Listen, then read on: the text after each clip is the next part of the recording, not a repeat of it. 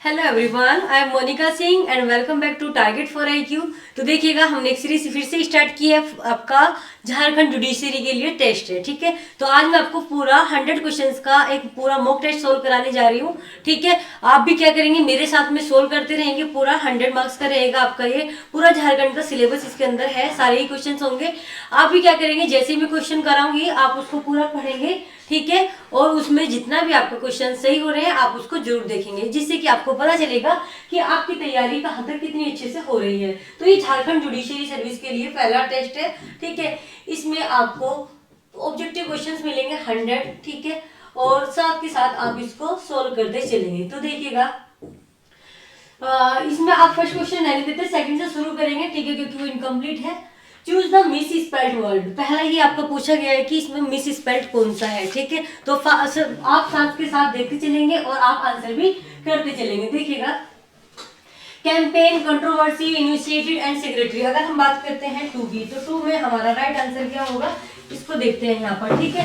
Speed भी रहेगा जिससे कि 100 क्वेश्चन में कवर करा सकूं। आप जल्दी जल्दी इसको देखेंगे एंड आप करते चलेंगे। तो इसका राइट आंसर, क्योंकि क्वेश्चन पूछा है मिस स्पेल्ड, ठीक है। मिस स्पेल्ड मतलब कोई सा सही से स्पेल्ड नहीं है, तो वो है आपका सेक्रेटरी। सेक्रेटरी क्यों है, क्योंकि यहाँ पर क्या है आपका secretary, SECRETARY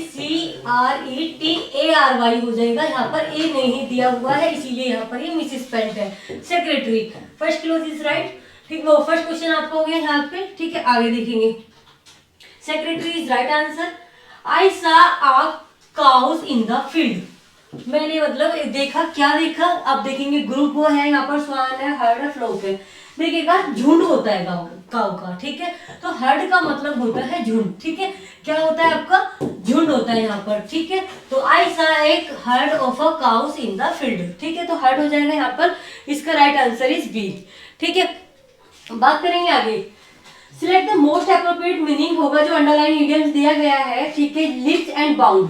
lips and bound का अगर हम बात करते हैं, ठीक है, लिप्स एंड बाउंड का राइट आंसर क्या होगा वो देखते हैं। देखिएगा, यहाँ पर हम बात करेंगे लिप्स एंड बाउंड का मतलब क्या होता है। इसका मतलब होता है, लिप्स एंड बाउंड होता है एक तरीके से गोद के लिए, छलांग के लिए यूज होता है। इसका मतलब होता है at a rapid pace. Rapid pace का मतलब होता है बहुत स्पीड से, ठीक है। तो इंफॉर्मेशन टेक्नोलॉजी जो हो रही है वो डेवलप्ड हो रही है। यहाँ पर पूरा सेंटेंस है कि information technology has developed by leaps and bound, यानी एट अ रैपिड पेस। इसका मतलब हो जाएगा कि जो हमारा IT टेक्नोलॉजी है वो डेवलप हो रहा है बहुत स्पीड से, ठीक है। इसका मतलब क्या हो जाता है आपका, जो क्विकली एक तरीके से बहुत जल्दी होती है चीजें, at a rapid pace. Choose the correct word from those in brackets में जो बात की गई है उसके बारे में बात करेंगे कि यहाँ पर करेक्ट वर्ब कौन सी है। देखिए, 2 क्वेश्चन हो गए हमारे, 3 क्वेश्चन हो गए हमारे यहाँ पर, ठीक है। यहाँ से फर्स्ट हमने किया नहीं है, दूसरा हमने करना स्टार्ट किया है। लिप्स एंड बाउंड का मतलब मैंने बता दिया, बहुत स्पीड से जो चीजें होती है उसका मतलब भी बता दिया। करेक्ट वर्ब बताते हैं इसमें कौन सी आएगी, इस वाले क्वेश्चन में 5 में। द अर्थ राउंड द सन, ठीक है। मूव आएगा, मूव्स आएगा, या आपका मूड आएगा। क्वेश्चन नंबर 5 है यहाँ पर, कौन सा है आपका 5 है, ठीक है। 5 में आपको राइट आंसर बताना है कौन सा होगा। तो यहाँ पर हमारी मूव, मूड या मूव्स, तो देखिएगा मूव्स आता है, प्रेजेंट का टेंस है और इसमें क्या लगेगा, मूव्स लगेगा, ठीक है। अर्थ जो होती है मूव करती है राउंड द सन, सन के चारों ओर मूव करती है, मूव करती है, ठीक है। अर्थ में ES लग जाएगा, ES लग जाएगा यहाँ पर, ठीक है। तो 5 का भी हो गया यहाँ पर। आगे देखेंगे, जेनरिक। देखिए, जेनरिक का जेनरिक एक वर्ड है, इसका मोस्ट सिमिलर वर्ड क्या होता है। जेनरिक का मतलब होता है सामान्य, ठीक है। जनरल बात बोलते हैं, जेनरिक सेंस में बोलते हैं तो वो होता है सामान्य, ठीक है। तो इसका हमारा मोस्ट सिमिलर वर्ड हो जाएगा, देखिएगा, बेसिक, ठीक है। जेनरिक को हम कनेक्ट करेंगे किससे, बेसिक से। सामान्य के हम लोग बोलते हैं ना बेसिक नॉलेज, ठीक है। तो सामान्य नॉलेज, तो बेसिक चीज से हम कनेक्ट करेंगे इसको, ठीक है। उसके बाद बात करेंगे हम इनडायरेक्ट फॉर्म में। एक सेंटेंस दिया गया है, ही सेड टू मी, उसने मुझसे कहा, व्हाट आर यू डूइंग, आप क्या कर रहे हैं, ठीक है। अब हमें इसको क्या करना है, सेंटेंस को चेंज करना है, ठीक है। कॉमा इन्वर्टेड कॉमास हटा के हमें को कैसे बनाना है, तो देखेंगे हम यहाँ पर क्वेश्चन नंबर 7। क्वेश्चन नंबर क्या है आपका 7। तो देखिएगा, यहाँ पे हम बात करेंगे ही का, तो ही आ जाएगा। सेड टू को हम बदल देंगे आस्क में, किससे पूछा जा रहा है, मी से पूछा जा रहा है। इन्वर्टेड कॉमास हटा के हम इसको कैपिटल लेटर से हटा के शॉर्ट में लिख देंगे वोट, ठीक है। वोट को ही कंजक्शन बना देंगे यहाँ पर, वोट। अब जो यू था, यू जो बदला जाएगा वो आपका वो ऑब्जेक्ट के अकॉर्डिंग बदला जाएगा। यू बदला जा रहा है मी के, तो मी की जगह हो जाएगा आई, और जो आर था प्रेजेंट इंडेफिनिट को हम पास्ट में बदल देंगे और आई आर का हो जाएगा वॉज। ठीक है, तो इसलिए इसका आंसर हो जाएगा 7 का ए हो जाएगा he ask me what I was doing. इसको मैं हटा देती हूँ, अब देखेंगे बिल्कुल क्लियर से क्या है आपका इसका राइट आंसर। इसको हम चेंज कर रहे हैं। ठीक है, he ask me what I was doing. I होता है हमारा जो भी आई जो आया किस वजह से आया, ये आपका यू बदला जा रहा है ऑब्जेक्ट के अकॉर्डिंग। ठीक है, और आर बदला जा रहा है प्रेजेंट इंडेफिनिट, वो प्रेजेंट कंटीन्यूअस को पास्ट में बदल रहे हैं तो वोज आ जाएगा यहाँ पर। ठीक है, कंजंक्शन वोट ही हो जाएगी इसमें, और कुछ नहीं लगेगी, वोट को ही कंजंक्शन बनाया जाएगा। ठीक है, डूइंग ये वाली बात हो गई, और यहाँ से क्वेश्चन मार्क हट जाएगा। ठीक है, क्योंकि कंजंक्शन हो गया वोट यहाँ पे। नेक्स्ट देखेंगे a person who loves everybody, जो सभी से प्यार करता है उसको हम क्या बोलते हैं, देखिएगा अल्ट्रिस्ट। क्या बोलते हैं, यहाँ पे ऑप्शन होगा सी। क्वेश्चन नंबर 8 का अगर हम बात करते हैं तो क्या हो जाएगा सी। अल्ट्रिस्ट का मीन्स होता है एक वो व्यक्ति जो हर किसी से प्यार करता है, हु लव्स एवरीबॉडी। ठीक है, उसके बाद आता है question number 9, Rohan is LIC agent. Rohan जो है वो LIC एजेंट है। तो यहाँ पर आपके आर्टिकल्स दिए गए हैं, तो यहाँ पे आर्टिकल्स में कौन सा आएगा, ठीक है LIC, तो रोहन एक LIC एजेंट है, तो इसका हमारा हो जाएगा यहाँ पे क्या हो जाएगा A, Rohan is a LIC agent. Rohan एक LIC एजेंट है। बातें क्लियर यहाँ तक, आगे देखेंगे 10। Soldiers go to camp. Soldiers जो है वो कहाँ जा रहे हैं, कैंप जा रहे हैं। कैसे, बाय बस, इन बस, ऑन बस, विद बस। तो जब आप किसी व्हीकल के थ्रू जाते हैं तो हमारी वहां पर प्रीपोजिशन लगती है बाय। तो आप बस से जा रहे हो ना, तो बस के द्वारा जा रहे हो, तो आप यहाँ पर क्या लगाएंगे क्वेश्चन नंबर 10 में बाय बस। ठीक है, क्वेश्चन नंबर 10 में बाय बस। ओके, ये बात हो गई। क्वेश्चन नंबर 10 का ए राइट आंसर हो जाएगा। अब आगे देखेंगे। ठीक है, who was awarded bet life 10, यहाँ पे एक जीएस का क्वेश्चन है, ये 10 आपके इंग्लिश के हो गए। अब हम देखेंगे यहाँ पर who was awarded B it life time achievement award 2023 का, क्वेश्चन नंबर 11। तो यहाँ पर देखते हैं हम, क्वेश्चन नंबर 11 का हो जाएगा राइट आंसर बुस्टर रेमिस। ठीक है, इनको कौन सा अवार्ड मिला है, बेट लाइफ टाइम अचीवमेंट अवार्ड है 2023 का। Which city is the host ODI cricket world cup, कौन सी सिटी ने होस्ट किया था ओडीआई क्रिकेट वर्ल्ड कप 2023, तो 12 का राइट आंसर हो जाएगा हमारा अहमदाबाद, गुजरात का शहर अहमदाबाद। ठीक है, क्या हो जाएगा गुजरात का शहर अहमदाबाद। बातें क्लियर है तक।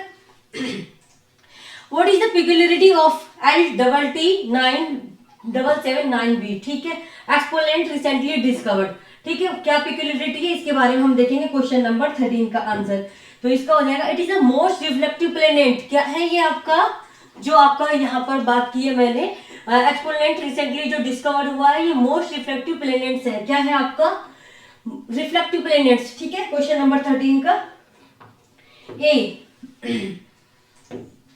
अब हम आगे आते हैं, tankize method which was seen in the news is associated which process. ठीक है, यहाँ पर जो टंकाई मेथड था, ठीक है, वो किस प्रोसेस से यहाँ पर कनेक्टेड था, इसके बारे में बात करेंगे क्वेश्चन नंबर 14। क्वेश्चन नंबर 14 का राइट आंसर हो जाएगा शिप बिल्डिंग। ठीक है, राइट आंसर क्या हो जाएगा आपका शिप बिल्डिंग। ठीक है, टंकाई मेथड जो आपका सीन किया गया था वो एसोसिएट था शिप बिल्डिंग से।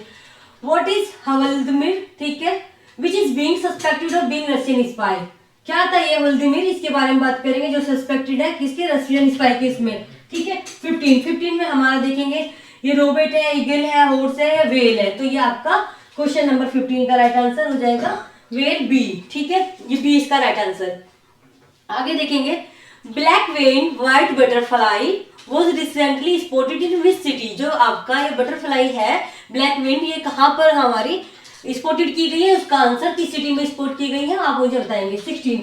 ठीक है, तो 16 का राइट आंसर हो जाएगा, देखिएगा लंदन। 16 का राइट आंसर हो जाएगा बी। ठीक है, 16 का राइट आंसर बी लंदन हो जाएगा यहाँ पे।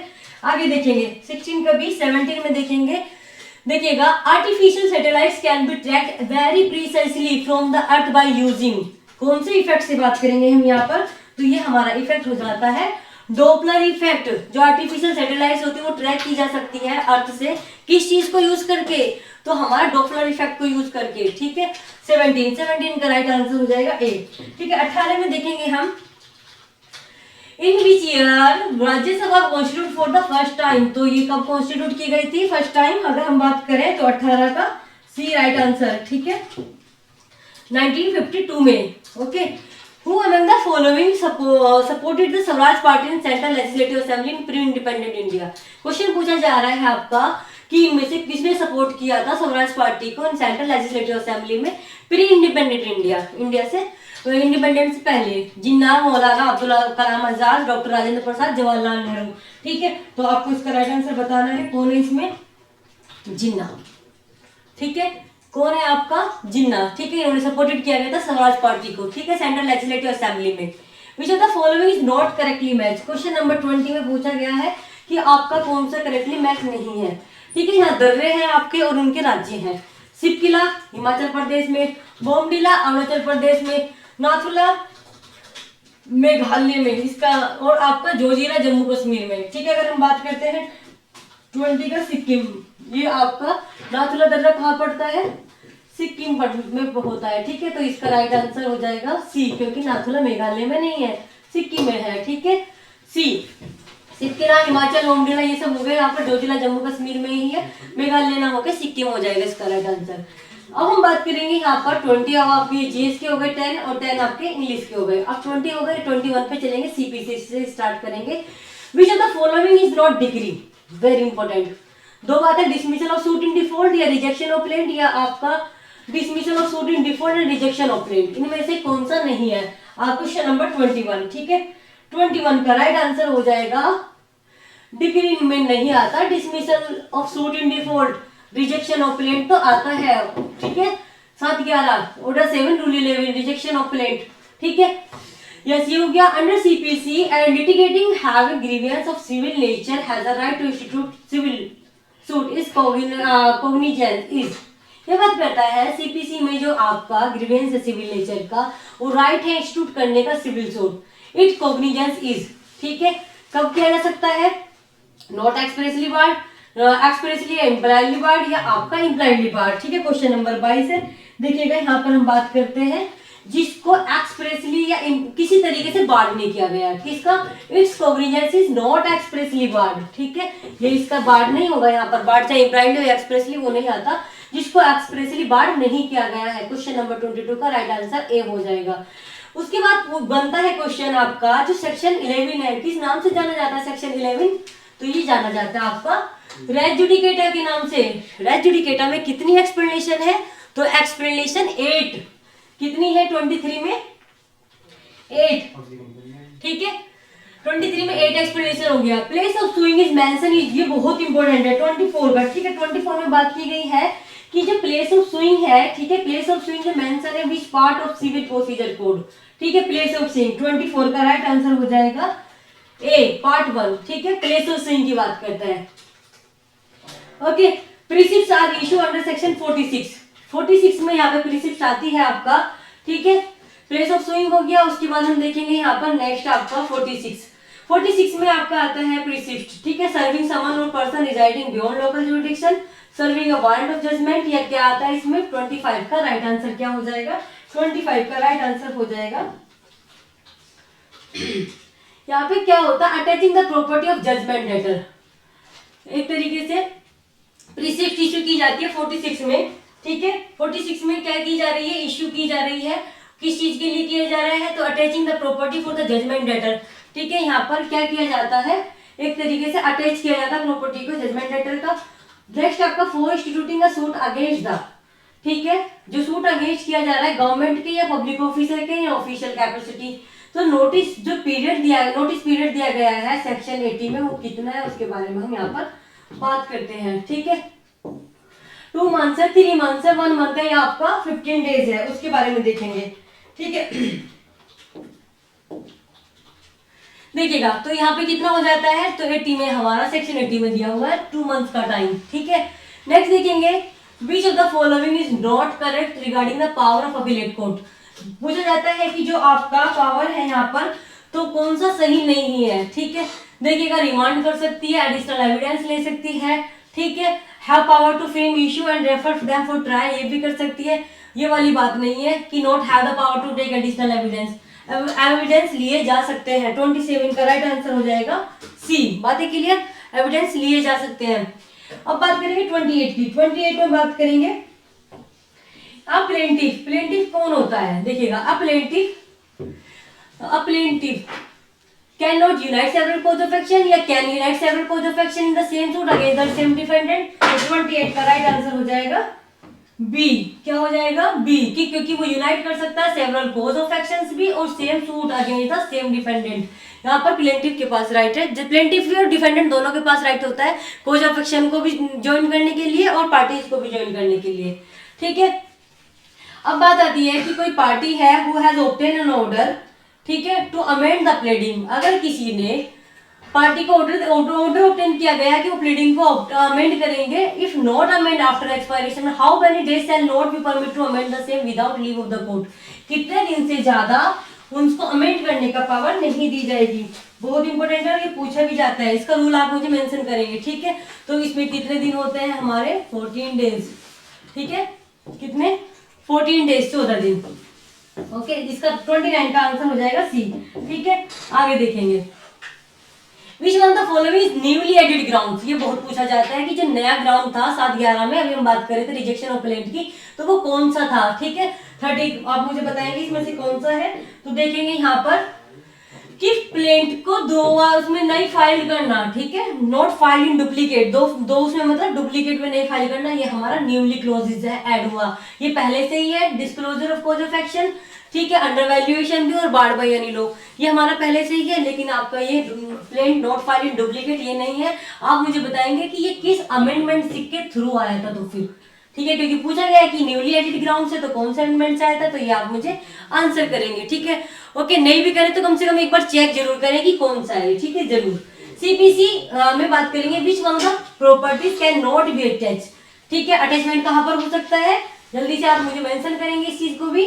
Can not be attach in execution of a decree, कौन कौन सी चीज नहीं हो सकती, बहुत बहुत इंपॉर्टेंट सेक्शन है वो।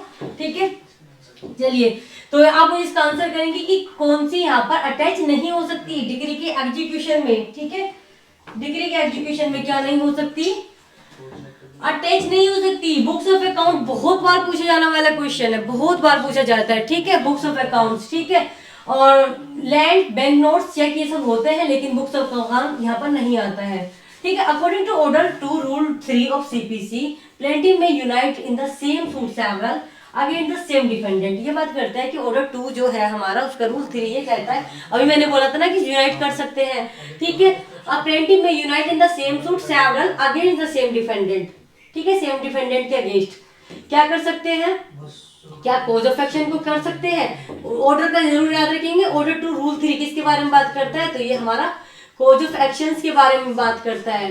तो 32 का राइट आंसर हो जाएगा क्या, 32 का राइट आंसर सी। अभी मैंने बोला ना कोज ऑफ एक्शन, तो ये कोज ऑफ एक्शन हो जाएगा यहाँ पर।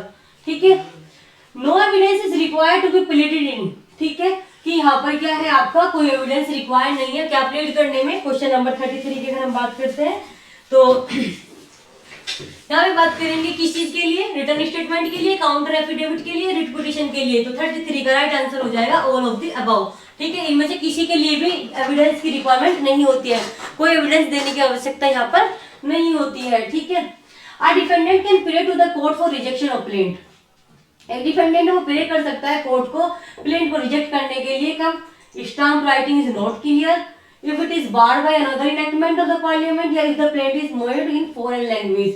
यहाँ पे बात आती है कि जो डिफेंडेंट है वो कोर्ट से प्रे कर सकता है कि भाई आपको क्या करना है, ये प्लेंट को रिजेक्शन करना है। ठीक है, प्लेंट को रिजेक्शन करना है, तो आप इसको कब कौन से ग्राउंड पे करेंगे ये देखेंगे यहाँ पर। ठीक है, तो इसका राइट आंसर हम बात करेंगे if it is barred by another enactment of the parliament, इसको बोलते हैं बार्ड बाय लॉ। अगर वो किसी लॉ के द्वारा क्या किया गया है, बार्ड किया गया है, तो 34 का राइट आंसर हो जाएगा बी। ठीक है, बार्ड बाय लॉ, ये बात हो गई यहाँ पर कि it is barred by another enactment by the parliament of the parliament, किसी भी लॉ के द्वारा उसको क्या किया गया है, यहाँ पर बार्ड किया गया है। ठीक है, एन एप्लीकेशन अंडर ऑर्डर 9, ठीक है, rule 7 of CPC can be made. इसको देखेंगे, जो एप्लीकेशन की जा रही है यहाँ पर, तो वो कितने दिन के अंदर होगी इसको देखेंगे। An application under order 9 rule 7 of CPC can be made within 60 days, 30 days या at any time or before the next day of hearing। ठीक है, order section 35 रूल को क्वेश्चन नंबर 35। ठीक है। 35 की अगर हम बात करते हैं तो इसका राइट आंसर हो जाएगा, देखिएगा, एट एनी टाइम, किसी भी टाइम, ऑन और before the next date of hearing, ठीक है, किसी भी समय पर, at any time, where a party dies after conclusion, अगर क्या होता है कोई पार्टी डाइज हो जाती है, मर जाती है, कब, कंक्लूजन होने के बाद, after conclusion of the hearing, hearing तो कंक्लूड हो गई है बट प्रोनाउंसमेंट नहीं हुआ जजमेंट का, ठीक है, जजमेंट का क्या नहीं हुआ, प्रोनाउंसमेंट नहीं हुआ है, तो क्या ये आपका जजमेंट क्या माना जाएगा, अबेट हो जाएगा, नहीं होगा, इसके बारे में हमें बात करनी है। Suit shall abate, not abate, या it will be deemed that the judgment has been pronounced before the death of the party, ठीक है, तो यहाँ पर यही बात हो जाएगी। तो इसका राइट आंसर अगर हम बात करते हैं तो इसका हो जाएगा सी, इट विल बी डीम्ड, कि जजमेंट जो है वो प्रोनाउंस हुआ था जैसे कि पार्टी की डेथ होने से पहले, क्योंकि क्या हुआ था, कंक्लूजन तो हो गया था हियरिंग की, बस प्रोनाउंसमेंट होना ही बाकी था, काम सारे हो गए थे, बस प्रोनाउंसमेंट होना ही बाकी था, ठीक है। नेक्स्ट देखेंगे जो सीआरपीसी में है, हम यहाँ पर बात करते हैं इसमें कितनी चैप्टर, सीपीसी के पढ़ लिए, अब हम पढ़ेंगे सीआरपीसी के, ठीक है, कितने चैप्टर्स हैं और कितने हमारे सेक्शंस हैं, ये बहुत बार पूछे जाने वाला है। 37, क्वेश्चन नंबर 37, तो चैप्टर 37 है और आपके सेक्शन 484 है यहाँ पर, ठीक है, तो इसका राइट आंसर क्या हो जाएगा 37 का डी, ठीक है, 37 का राइट आंसर हो जाएगा यहाँ पर डी, ठीक है। The code of civil procedure can amended by, जो सीआरपीसी है वो किसके द्वारा अमेंड हो सकती है, पार्लियामेंट या स्टेट लेजिस्लेचर या ओनली पार्लियामेंट, किनके द्वारा हो सकती है, तो आप इसका आंसर करेंगे तो ये कौन सी लिस्ट में आती है, इससे आप समझ जाएंगे अमेंडमेंट से ही। तो 38 का राइट आंसर क्या हो जाएगा, 38 का हो जाएगा ए में क्या दिया हुआ है, ए में दिया गया पार्लियामेंट और स्टेट लेजिस्लेचर, तो इस वजह से ये कौन सी लिस्ट में आता है, ये क्वेश्चन भी बनता है, तो ये आपका कंकरेंट लिस्ट में आता है, ठीक है, किस लिस्ट में आता है, कंकरेंट लिस्ट में आता है, ओके, तो दोनों के पास पावर है कमेंट करने की। 38 के बाद 39 में बात करेंगे, the court of a magistrate of first class may pass a sentence of imprisonment for not exceeding, कितने साल से ज्यादा जो हमारा जुडिशियल मजिस्ट्रेट फर्स्ट क्लास है वो कितनी सजा पास कर सकते हैं, उससे ज्यादा नहीं करेंगे, ध्यान देंगे। क्वेश्चन नंबर 39, तो इसका है आपका 3 इयर्स, ठीक है, फर्स्ट क्लास कितनी सेंटेंस पास कर सकते हैं, तो 3 इयर्स, 39 का A is right. The bond under section 109 CRPC is security for good behavior from suspected person can be executed.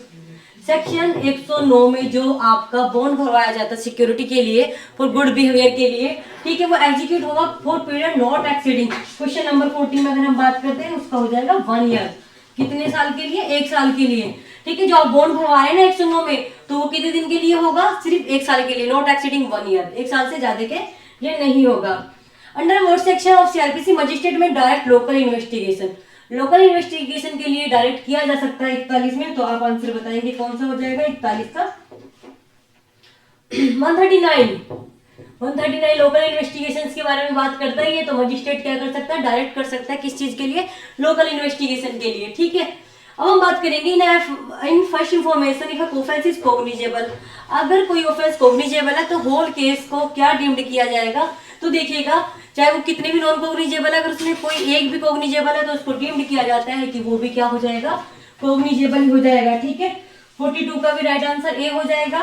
Next देखेंगे उसको सारे को ही हम कॉग्निजेबल डीम्ड करते हैं।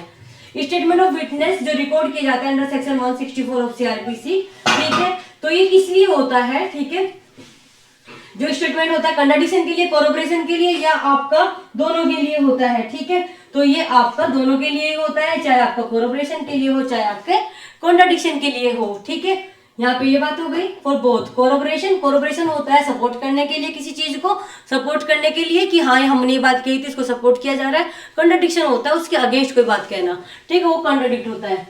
मजिस्ट्रेट में टेक कॉग्निजेंस ऑन ऑफेंस, जो मजिस्ट्रेट होता है वो कॉग्निजेंस ले सकता है, ठीक है, मजिस्ट्रेट कॉग्निजेंस ले सकता है, देखिएगा वो पुलिस रिपोर्ट पे भी ले सकता है। सेक्शन आपका कौन सा आता है, आपका आप खुद ही बताएंगे, चलो यहाँ पे कि कौन से उसमें आता है 190, ठीक है, और पुलिस रिपोर्ट में भी आपका होता है, प्राइवेट कंप्लेंट में भी होता है और सियो मोटो भी, इनके पास तीनों तरीके से और वो कंप्लेंट मतलब कॉग्निजेंस लेने का अधिकार है, तो इसका राइट आंसर हो जाएगा डी। 44 का right answer is D, all of the above, ठीक है।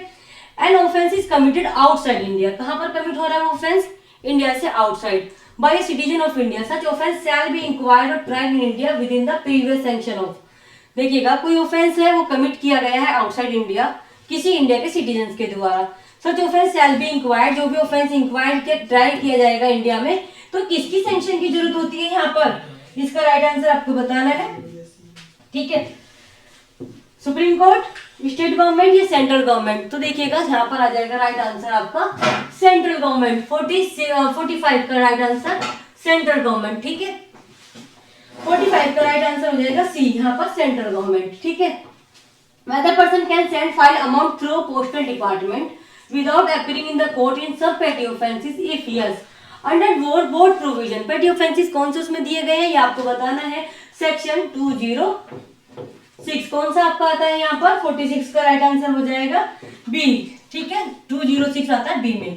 ठीक है, petty offenses होता है जो छोटे मामले होते हैं। ठीक है, in which section of CrPC the trial procedure warrant case be given. बात आती है ये चारों ट्रायल, आपको चारों ट्रायल के चैप्टर कौन से नंबर का वो पता होना चाहिए, और कहां से कहां तक ट्रायल है ये भी पता होना चाहिए। ठीक है, बहुत इंपॉर्टेंट है। हमने यहाँ पे पूछा है 47 में पूछा है आपका वारंट ट्रायल, तो ये हो जाएगा कहां से कहां तक, 238 से 250 तक। ठीक है, ये वाली बात हो गई। और 251 से 259 तक हमारा कौन सा हो जाता है, समन, और 260 से 265 तक हमारा हो जाता है समरी, और 225 से 237 तक हो जाता है कौन सा ट्रायल हमारा, सेशन ट्रायल जो होता है। ठीक है, ये चारों ट्रायल आपको पता होने चाहिए। Provision for discharge of accuse in trial of summon case by magistrate provided in, यहाँ पे बात की गई है जो डिस्चार्ज किया जा रहा है एक्यूज को कौन से केस में, समन केसेस में, बाय मजिस्ट्रेट इज प्रोवाइडेड, कौन से सेक्शन में प्रोवाइडेड होता है, तो देखेंगे यहाँ पर सेक्शन क्वेश्चन नंबर 48 का राइट आंसर हो जाएगा, इसको आपको खुद ही बताना है। ठीक है, 248 है यहाँ पर, 48 की अगर हम बात करते हैं इसका राइट आंसर यहाँ पे नन ऑफ द अबव है, तो इसमें कौन सा आंसर होगा आप जरूर कमेंट बॉक्स में करेंगे। ठीक है, सारे बता चुकी हूँ कि ये कौन से उसमें आते हैं, समन केसेस में आते हैं। ठीक है, अंदर नेक्स्ट देखेंगे हम, under criminal procedure code in which provision examination of accuse is made, जो मेड किया जाता है आफ्टर द प्रोसिक्यूशन एविडेंसेस। ठीक है, बात की जा रही है यहाँ पर सीआरपीसी में कि जो प्रोविजन है ना एग्जामिनेशन करने के लिए, किसके, एक्यूज का एग्जामिनेशन किया जा रहा है। ठीक है, provision for examination of accuse is made after the prosecution evidence, किसके लिए, किसके बाद, प्रोसिक्यूशन के एविडेंस के बाद। ठीक है, तो यहाँ पे कौन से सेक्शन में दिया गया है, 313 में एग्जामिनेशन किया जाता है एक्यूज का। वैसे भी ये बहुत पूछा जाने वाला क्वेश्चन है। ठीक है, नेक्स्ट क्वेश्चन आया 50। ठीक है, क्वेश्चन नंबर 50 के बारे में बात करेंगे। If in a criminal appeal an accuse die, ठीक है, कोई क्रिमिनल अपील में एक्यूज डाई हो जाता है and is near relatives wish to continue the appeal, उसकी तो डेथ हो गई है बट उसके रिलेटिव्स क्या चाहते हैं, उसको कंटिन्यू करना चाहते हैं, then within how much period they must apply, कि उनको कितने टाइम के अंदर, ठीक है, कितने टाइम के अंदर उनको अप्लाई करना पड़ेगा, तो इसका टेन्यूर है हमारा यहाँ पर 30 दिन, 30 डेज। ठीक है, तो इसका राइट आंसर हो जाएगा डी। ठीक है, 30 डेज। तो चलिए आज की आपके 50 क्वेश्चंस हो गए हैं, इससे आगे का मैं कल कराऊंगी। ठीक है, 50 क्वेश्चंस कल करा दूंगी। ठीक है, आप इसको जरूर करेंगे एंड स्कोर जरूर चेक करेंगे कि आपका इसमें 50 में कितना कवर हो रहा है। ठीक है, तो चलिए इसको इतना ही रहने देंगे and thank you so much.